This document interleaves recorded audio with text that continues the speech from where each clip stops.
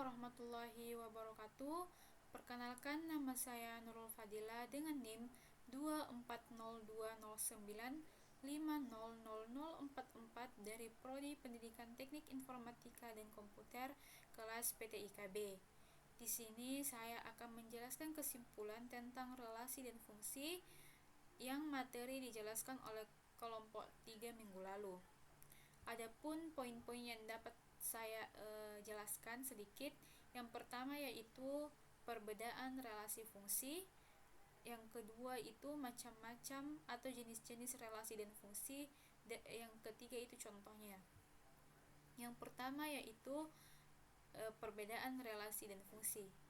Dari segi definisi, relasi itu relasi adalah pada relasi tidak mengharuskan setiap himpunan memiliki pasangan, sedangkan pada fungsi memastikan bahwa setiap himpunan harus memiliki satu pasangan. Sedangkan dari segi jumlahnya, yaitu pada relasi anggota dominan dapat memiliki banyak pasangan atau tidak sama sekali, sedangkan fungsi setiap anggota dominan harus memiliki tepat satu pasangan pada setiap elemen. Pada jenis hubungannya yaitu pada relasi dapat bersifat satu-satu, satu banyak, banyak satu atau banyak-banyak. Sedangkan pada fungsi hanya bersifat satu-satu atau banyak satu. Dari segi fungsi sedangkan pada segi sifatnya yaitu pada relasi dapat bersifat refleksif, simetris atau transitif. Sedangkan pada fungsi tidak memiliki sifat yang dimiliki oleh relasi. Atau lebih jelasnya yaitu ada di sini, relasi adalah hubungan antara dua himpunan dengan himpunan lain. Pada relasi dapat ditulis dengan R jika A jika B. Dalam relasi, anggota himpunan pertama mempunyai pasangan pada anggota himpunan kedua.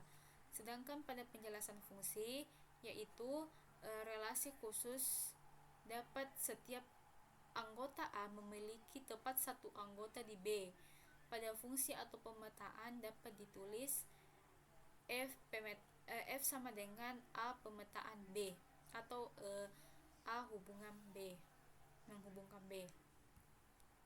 Adapun macam-macam relasi dan fungsi.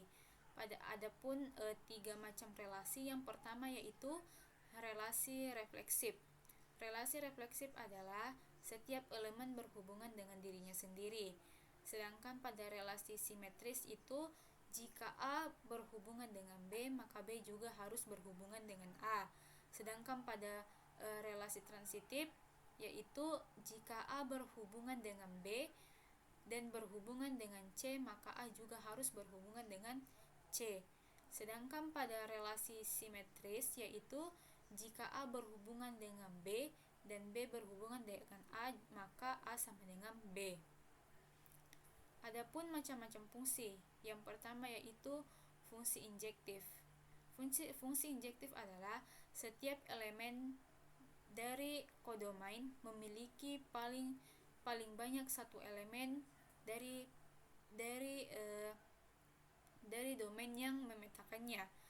Sedangkan fungsi subjektif yaitu setiap elemen dari kodomain memiliki setidaknya satu elemen dari domain yang memetakannya. Yang ketiga yaitu fungsi bijektif, yaitu fungsi yang sekaligus injektif dan subjektif. Adapun contoh-contoh relasi dan fungsi. Yang pertama yaitu pada contoh relasi. Contoh relasi pada refleksi. Adapun himpunan A yaitu 1, 2, dan 3. Sedangkan relasinya itu sama dengan, dapat kita lihat pada diagram panahnya, dapat dijelaskan di situ bahwa setiap elemen dapat himpunan A berhubungan dengan dirinya sendiri. Contohnya yaitu seperti 1 berhubungan dengan 1, 2 berhubungan dengan 2, dan 3 berhubungan dengan 3. Yang kedua yaitu relasi simetris. Adapun himpunan B-nya yaitu A, B, dan C. relasinya yaitu saudara dengan. Dapat kita lihat pada diagram panahnya, jika A berhubungan dengan B, maka B juga harus berhubungan dengan A. Inilah contoh diagram panahnya. A berhubungan dengan B dan B juga berhubungan dengan A. Pada yang ketiga yaitu relasi transitif. Himpunannya yaitu C, ada 1, 2, 3, dan 4. Relasinya yaitu lebih besar dari. Dapat dijelaskan pada diagram panahnya.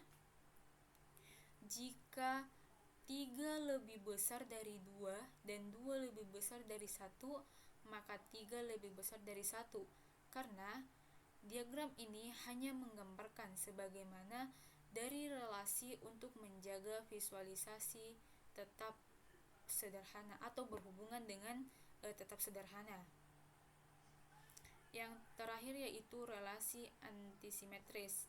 Pada himpunan D-nya yaitu 1, 2, 3, dan 4. Sedangkan relasinya yaitu kurang dari atau sama dengan.